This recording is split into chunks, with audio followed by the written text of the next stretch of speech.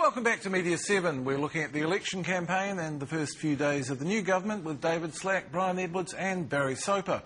The various official party gatherings provided much of the colour in election night broadcast, but just to keep everyone honest, we sent Simon Pound out from the Media7 barbecue to check on what was really going on.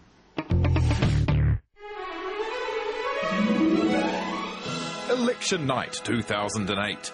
We are out to test what we can learn about a party from how they party. First up, ACT HQ is the Ōraki RSA, a fitting venue to honour those who have served the country in storied ideological battles of the past. It also honours old soldiers. Now, back in Parliament, that old campaigner Sir Roger Douglas should be able to spring for a new right wing for his glasses. The white middle-aged crowd is buzzing over the caucus spread. And look, here's funny man Jim Hopkins. Hello, Russell. Do something about the beard. Jim was behind ACT's advertising pictogram campaign. Perhaps. No, I don't think I was. That must have been before. See that? You haven't seen those? No, don't. Where they'd say the party, and instead of saying party, they had a bottle and two glasses. What? Give your party vote to ACT, it said in the Oh, party. yes. Oh, the card. You mean the little invitation? Yeah, I did that. Yeah. On that note, it was off to National's party at Sky City Casino. Spirits were high. John's going to bring a new style of government to New Zealand. A style maybe similar to Barack Obama's. What party's the hardest? Oh, it's got to be the National Party. Are you old enough to party? Not really, no. The rest were old enough. The party was a bit like being stuck in the world's worst wedding, complete with bad dancing, lots of political bore uncles, and no hot bridesmaids. And for some reason, Cruella de Vil was there with her 101 Dalmatian coat. It was enough to turn you to drink.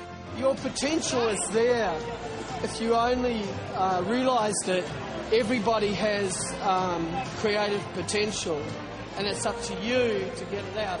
I've seen some quite inebriated elderly people.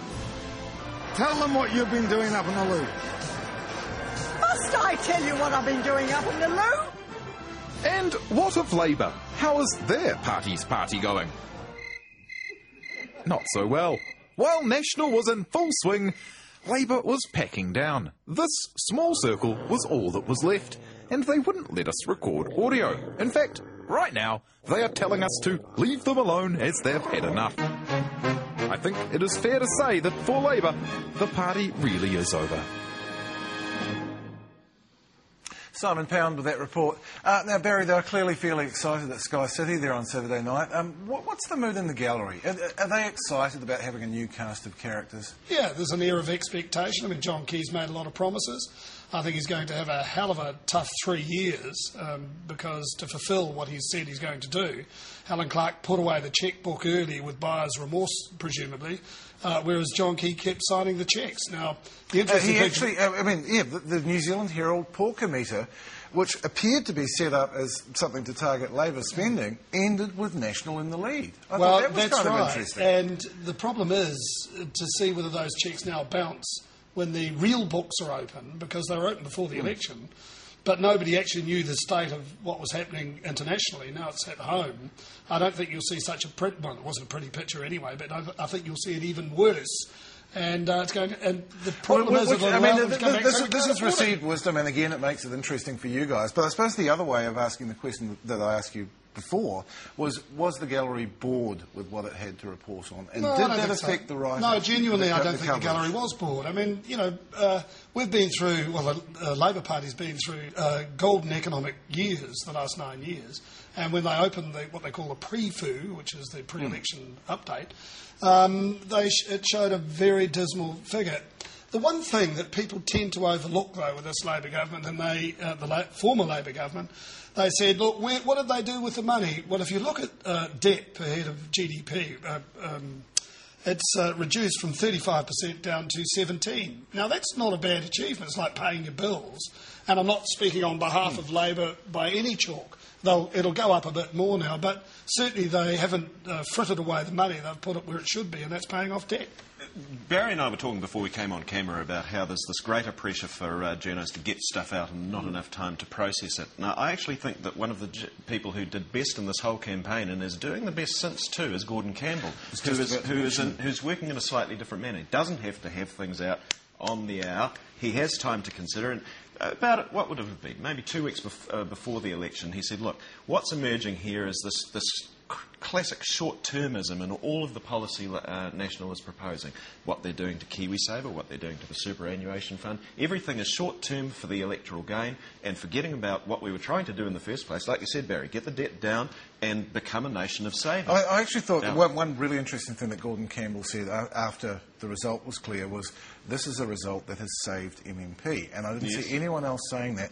Because, I mean, how did you feel about the pitch from the Herald, the Listener and TVNZ, which appeared to suggest that a result in which Labour could form a coalition without having the most votes, that government would be illegitimate? It was really, really ill-advised. And I know that there are complaints about to be made about I would really like to see that we had proper civics education in our schools so that people understood how the system works. We can so that sit around and muse about that, but perhaps it was the case that was how people were going to feel. Can I just say about this election, and I think it was about 1%. That's all it was about. Because if Winston Peters had have lifted his vote from 4.2% to just on 5%, it would have been a very different story today. John Key would not have been forming the government, and people tend to overlook that. And that is what MMP is all about. And this rubbish question that was asked by Colmar Brunton and played on Television 1 about a week or two before the campaign, saying that should the party with the most votes so how would you have reported it? If Winston had gotten that 1%, how would you have reported the attempt to form that government? Well, because I get the feeling it would have been reported quite negatively. No, it's absolutely legitimate. That's what MMP is about. I think a lot of people would have protested about that. I mean, obviously, particularly people on the right, because they would have said it was essentially an illegal or immoral government. But that was because everybody's still thinking, or those people are still thinking in terms of first past the post. Right. Now we have to think in terms of blocks. That's right. You know, a centre-right block and a centre-left block. I mean, there are some anomalies that have come out. I mean, the interesting situation that ACT got fewer votes than New Zealand First, but ACT is in Parliament with 5 MPs, and New Zealand First has no MPs. Did anyone see Rodney Hyde on Sunday? I thought that was an extraordinary performance. Yes, and John Key had to sit there and take it, and he was not. I wonder whether their first showing in the media actually did them some harm, because Key looked very uncomfortable with Rodney Hyde taunting him. Yes, and from a point of view of strategic thinking, it was probably very ill-advised on Rodney Hyde's part, because it would have. I get the sense that, in fact, they're going to emerge rather more constrained than they otherwise thought they might. That doesn't mean that in the long run that's still not going to count against John Key, because Roger Douglas is possibly better in the cabinet than outside doing what he is so good at. You go back and look at how he ran it in the Long administration. He knows how to hold court with the media like nobody. Here's my prescription. And, 12 months down the track, when the bankruptcies and the windings up are really starting to bite. That's why you've got a minority government with confidence in supply and 2 cabinet ministers outside of it, Peter Dunn and then and they're not bound by collective cabinet responsibility. So if they're not happy, they can come out and criticise. And believe you me, as David said, you ain't heard the last of Roger Douglas in this one. He loves to hold a press conference because he has all these good ideas, and people are going to be saying in 6 and 12 months, where are the good ideas? Because the people are out of jobs and people are losing their houses. So he'll get coverage, he'll fire out press releases and he'll get coverage. Won't he? Well, he might. It's a crowded scene. But he doesn't look too good now. He looks as though he's got one foot in the grave, actually. Brian. No, I look better than Roger Douglas. Come on.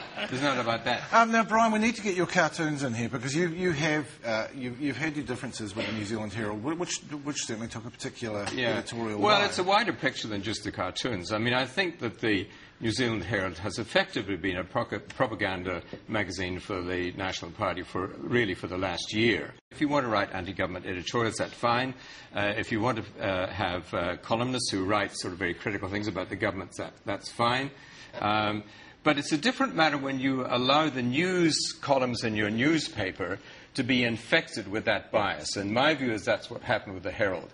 Cartoons, I think people tend to ignore cartoons, but cartoons are an enormously effective propaganda medium.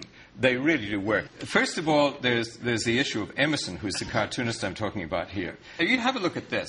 Now, you're going to say I'm oversensitive. But throughout the period, Helen Clark was portrayed as a witch from Macbeth. And I'm not just talking about the message here, I'm talking about the actual graphics.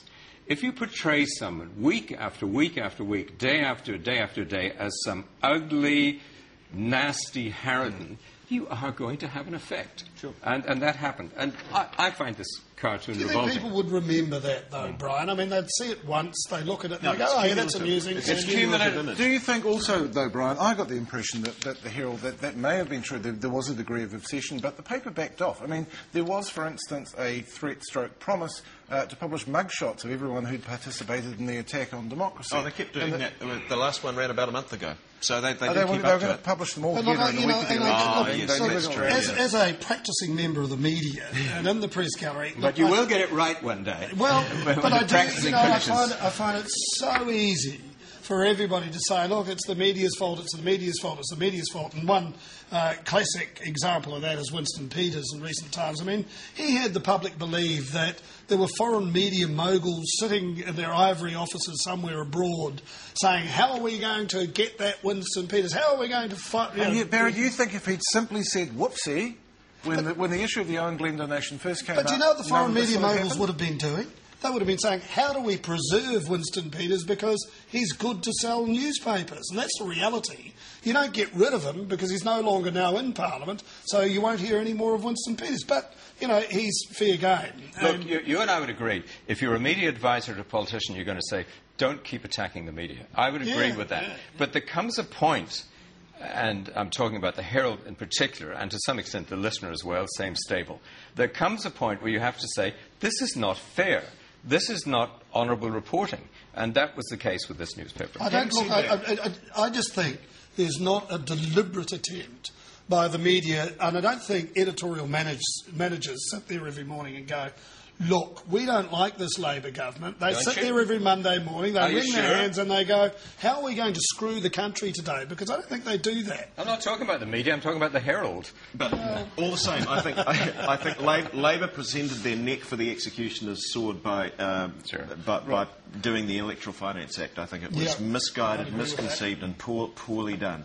Principle was good, execution was lousy. Yeah, it was. Well, there were a lot of mistakes, weren't there? I mean, I'm a tremendous supporter of the whole legislation around hitting your kids, but there's no doubt at all that that was disastrous as far as the government was concerned. Now, we have to go, actually. Just as you're warming up, Brian. One final question, a quick answer for me. How long is John Key's honeymoon going to last? Well, he's got a 100-day program. Will it last 100 days? Well, you know, I think it probably will, because we'll see whether he's going to implement what he says he's going to implement. Right. Well, I see him as the sort of Sarah Palin of New Zealand politics, you know. As long as he's not as good. As long as Crosby Textor are giving him a script, he'll be fine. But when he really has to answer the really tricky questions, he'll collapse in a heap. David, I think it'll track with the unemployment.